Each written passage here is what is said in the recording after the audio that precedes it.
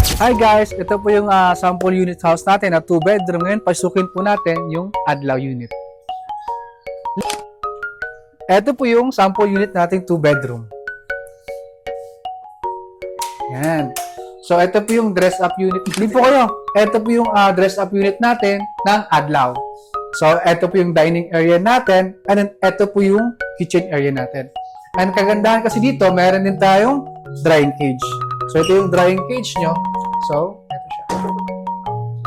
So, malaki yun siya. So, ito yung kitchen area nyo po. And then, sa ground floor po, meron po kayong powder room or CR nyo po. So, upon turnover po, kasali na po ito sa yung cabinet sa baba. Pero hindi po kasali yung taas.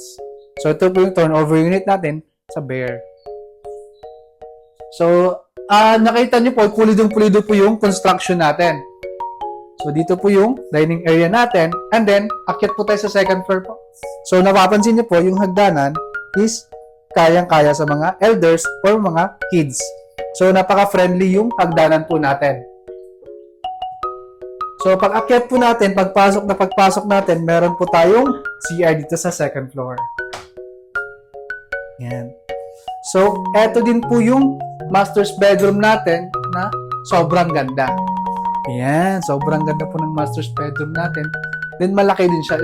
Napaka-spacious. So, ang kagandahan kasi dito is sliding door na din. So, gusto mong itingin yung labas, ayan. Magpahangin, ayaw mo mag-aircon, so pwedeng-pwede siya. So, ngayon naman, dito tayo sa isang bedroom. So, pwede yung guest bedroom or may mga anak kayo. Ito siya. So, malaki din siya. Napaka-spacious and then good thing kasi sliding door na din siya. So, makita niyo yung labas dito. So, yun po. If kailangan niyo po ng details about ng project ng Adlaw po, so feel free to message me. By the way, my name is Reginald Carrion, part of Finma Properties. So, see you on your future investment dito sa Finma Properties, mga YouTube po.